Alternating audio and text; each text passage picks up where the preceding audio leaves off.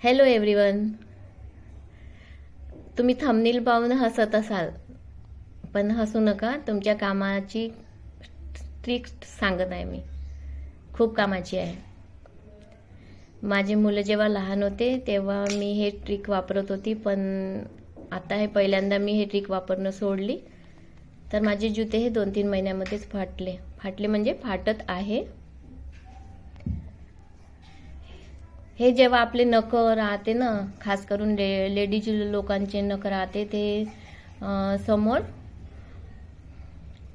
समोर टोचतात, त्याच्यामुळे जुते आपले फाटतात. हे आपले असे समोर असे फाटून जातात. ते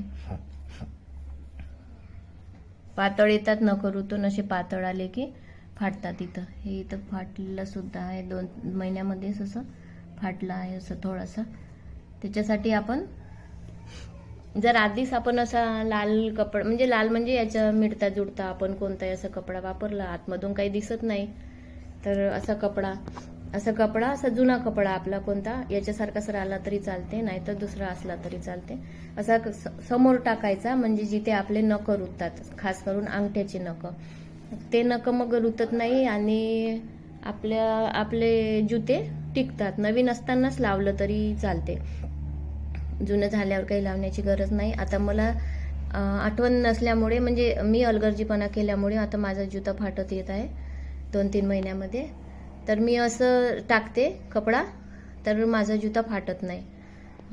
फार वेळ चांगलं टिकतो. असं 1 वर्षभर, कमीत कमी 1-1.5 वर्ष चांगला टिकतो.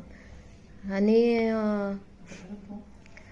हे कोणी पण वापरू शकता. मग मी असं कपडा टाकते आणि मग असं लावते पायामध्ये, म्हणजे छान मग समोर असं नरम राहते. स्पंज किंवा दुसरंही काही वापरू शकता, पण सुती कपडे एवढं चांगलं बसत नाही. असं छान मग ते फाटत नाही, पायाला पण नरम लागतं आणि रुतत पण नाही.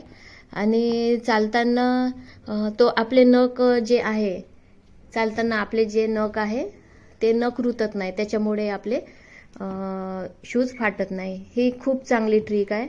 खूप म्हणजे मी अगदी लहान मुलं होते तेव्हापासूनच हे ट्रिक मुलांना वापरली. मग मी आत्ता पहिल्यांदा मी स्वतःला नाही वापरली, तर माझे जुते फाटले. तर मी म्हटलं आता माझी ट्रिक आहे हे तुम्हाला पण सांगावी. तर हे खूप कामाची ट्रिक आहे. आपण कधीही असं सुती कापड टाकून. तर कसा वाटला तुम्हाला माझा हा घरेलू नुस्खा? प्लीज ट्राय करा घरी.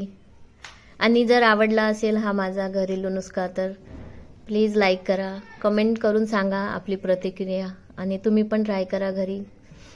नक्कीच तुम्हाला फायदा मिळेल या ट्रिकचा.